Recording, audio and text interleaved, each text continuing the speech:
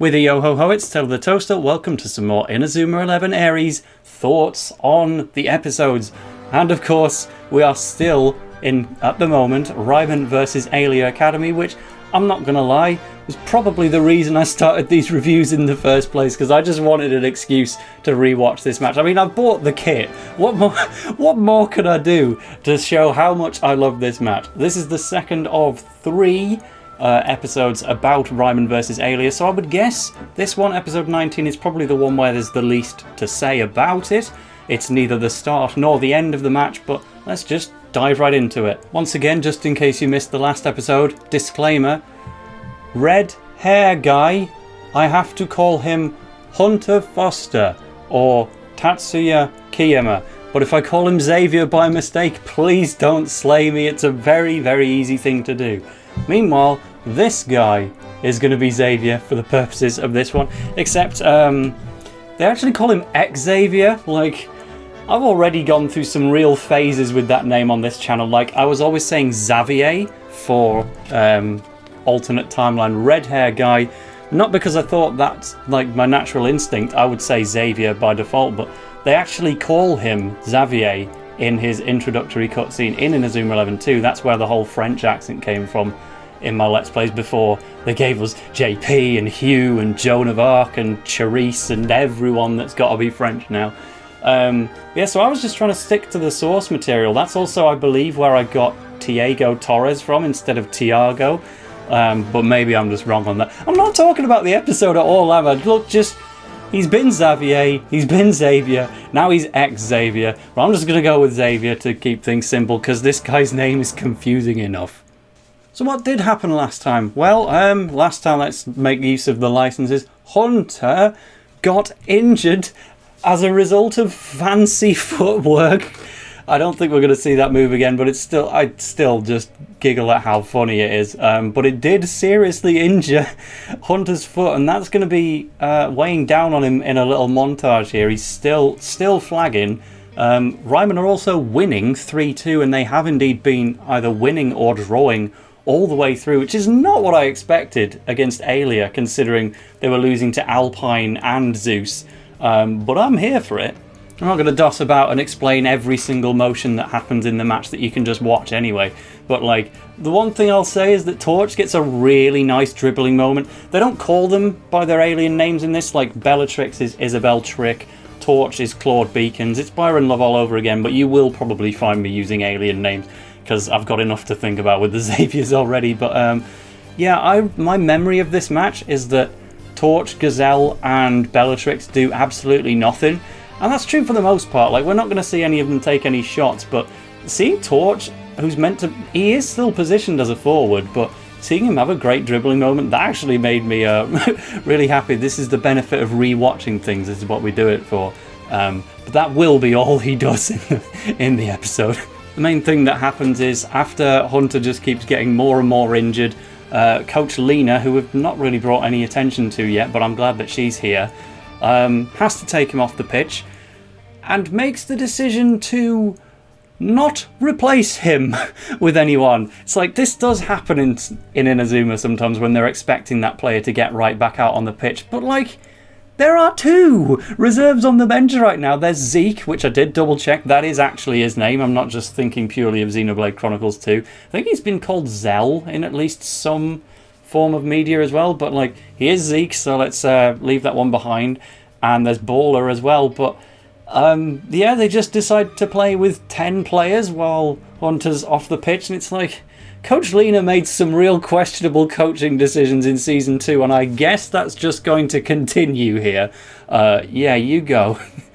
And questionable it was, because, well, Jordan makes a little attempt at a sliding tackle, and he does succeed, but I'd show you my 11 license for him right now if I had one. Thank you, random luck or lack thereof.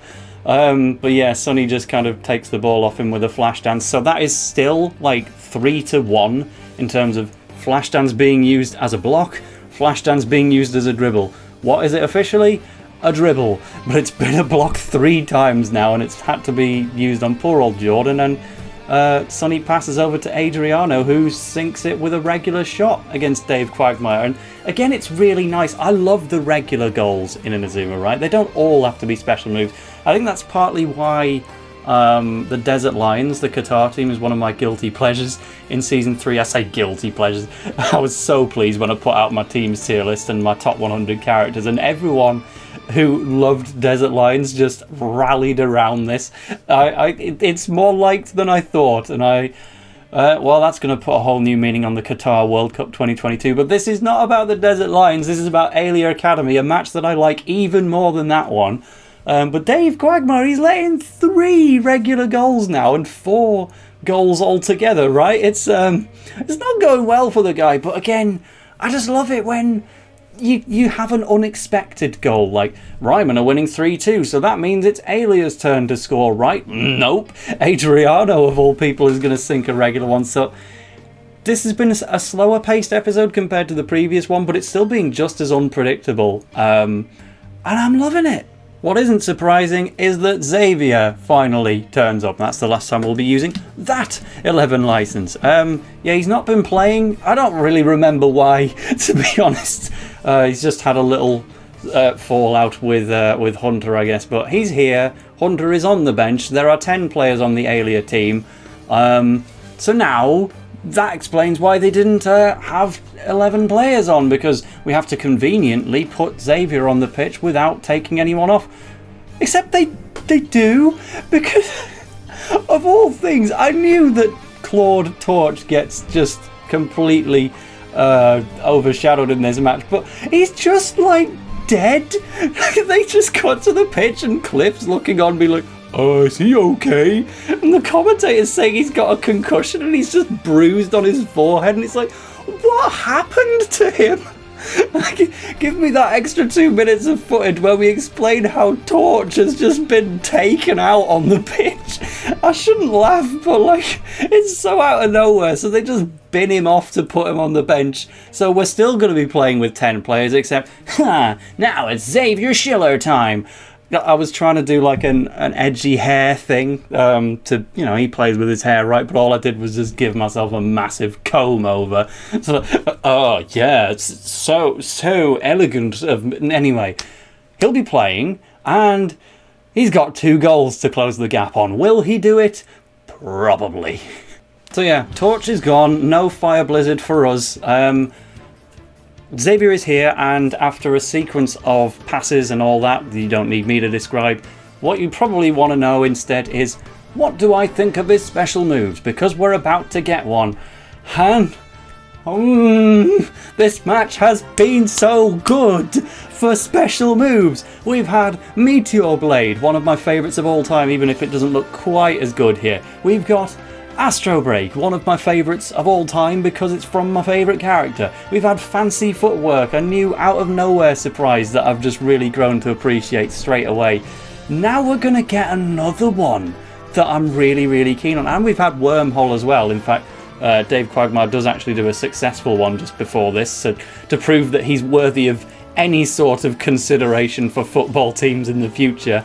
But Xavier Schiller is gonna he's gonna explode. That's it. Xavier Schiller's gonna explode. Just pew. That's the first time I've flicked an 11 license of a character that I actually appreciate, but okay. Dub name The Detonator. Not bad. That's how I learned it first, but Japanese name The Explosion is probably another S tier shout. Like, it's such a mood. Just the effortless boot up while he's not even looking at the ball. Just we've got the Tale of the Toaster leg reveal. It took 19 episodes and Tale of the Toaster's leg has finally crept into a shot. Call me Nigel NG for making a big deal out of that, but like,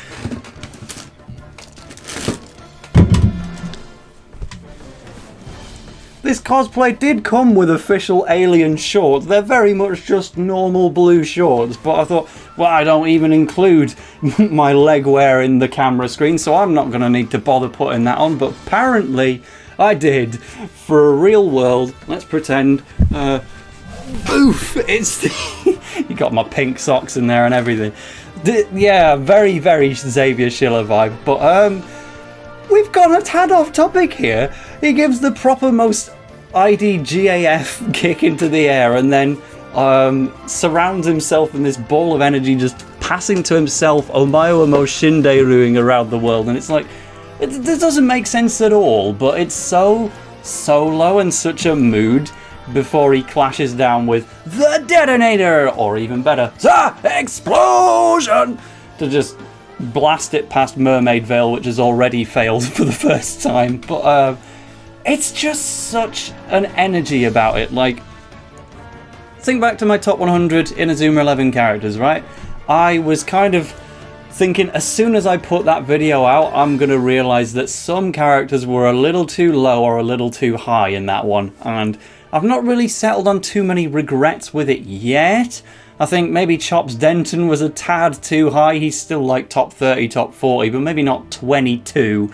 But I would say the biggest regret was Xavier Schiller being at number 54 in the lower half. Not only that, he was after the Scottish Doctor as well, so he was totally overshadowed. But absolutely, just, if anything, just based on this move, but also his entire incorporation into this narrative arc. Yeah, he definitely belonged in the top 50. I think I was trying to keep him below Basil Hardy for Orion reasons, but yeah, seeing this guy get his first goal with the explosion, and also a second goal after debuting a dribbling move, which we didn't expect, but if Aiden can have a block move, sure, Xavier can have a dribbling one as well. It's probably the longest special move sequence in the whole of Ares. It takes like a solid minute and a half, because Cliff is like, I'm so scared, the wall! And Xavier's just thinking, alright, well, I'll just keep doing my special move up into the air then, go past it. I'm calling this a really run-on special move, but this is a really run-on sentence. Why did I jump ahead to a brand new topic mid-sentence? I'll never know. But the explosion, S tier, zigzag zoom, as they call it, is another good one. I'd probably appreciate it more if we didn't recently learn the English name of Z/ from Go Galaxy to be Z-Zag, actually written as, I'm trying to do this backwards and I've already failed, but Z-E-D, Zag. Man, I can't talk properly today, can I? Slow it down, Xavier, just chill out. Right. Zigzag zoom is pretty cool, and then he gets a regular shot off it while he's still glowing, but that doesn't count as part of the move. In this time, poor old Bellatrix just made her one contribution of the whole match, bless her. She gets a sliding tackle on Sunny and just injures herself in the process, and it's like, I expected her to do something in this match. She's like, if you put the Alias characters in terms of priority, you've got the captains, right? You've got Xavier, Jordan, Dave Quagmire. Would you put Jordan above or below Dave Quagmire? I'd probably say above. Then, like, Bellatrix, even ahead of Torch and Gazelle, I would say is solidly number 4. She's like the lead female rep for the team. She's the one who actually continues to be the villain in Genesis when Xavier's, and I'm saying Xavier in the red hair context this time, has his kind of change of heart. But like, and she's a fan favorite. Like, people love this character. Ares didn't do much for her. She's got a few lines. She gets one sliding tackle and hurts herself and has to get benched, and it's like, so I'm counting my lucky chickens that Jordan did actually get his goal with Astro Break, because clearly they didn't have to give him one. Poor old Isabel does nout in this, and she is gone now. I think at this point it becomes clear that they needed to bench both Bellatrix and Torch just so that Hunter would have someone to talk to on the bench. He kind of cuts away to talk about actual Xavier's past, how he used to play in this mansion of his father's and lock himself away in a massive room to do passing tactics against the wall. And you can already see how the solo passing in the detonator and zigzag zoom as well is kind of implemented into that. It's a really nice bit of backstory, but I just love this scene in general. Like, we see young, still grey hair, should probably be red, but we'll ignore it. Young Xavier just practicing by himself, and then eventually Hunter, who's kind of snuck off from the Sunshine Academy, just sees him, and they just, through the massive mirror, there's one on one side, and they're just doing keepy ups together and kind of making friends without even being there in person. And then when they eventually do, it's like, let's go to the football frontier together. It's all just really nice. Like, there's nothing I can add to it, because it's just true that it's a lovely, lovely set of events. So they're both starting to remember this as they finally, Hunter finally demands to get back on the pitch, and we'll see how the two of them work as a bit of a dynamic. But that's kind of it for this episode. Like, because there was so much exposition, which I really enjoyed, but I'm not going to drag it out. Yeah. Episode 1 of Alia, that had tons of stuff going on. Like, they packed 5 goals into less than 7 minutes, and this one got a full 20-minute runtime, and they only got another 4 in, and 3 of them, at least 2 of them, were regular shots at that, funnily enough. But, yeah, above all, it was there to establish characters. There wasn't quite as much Xavier as I expected from this one, but he certainly was there, and it was all just a pleasant ride. So press F for Torch as he recovers from his concussion. Press F for Bellatrix as she recovers from being overshadowed. But give the thumbs up for another fantastic episode, and I can't wait to watch the third one, because that might be even better. Oh yeah, and I suppose it's worth saying that only when Hunter steps back onto the pitch to play with Xavier, that's when they have 11 players again. Poor old Baller. Like, at least Zeke from Epsilon has finally gone on onto the pitch, but we haven't seen him on there yet because the episode was about to end. But Paula could have been playing this whole time, and they just carried on with 10 players for so long. Why would you do that? But hey ho. Let us know what you thought of this episode. I thought it was pretty exemplary. I guess the first one was maybe a little better, and then I'm expecting episode 3 of this to be perhaps the best one yet. But anything to do with the Alia Academy match, I am here for it. I didn't even mention Jordan that much. Are you proud of me, Mum? See you in another episode where we'll finish this thing off. Toodle pip.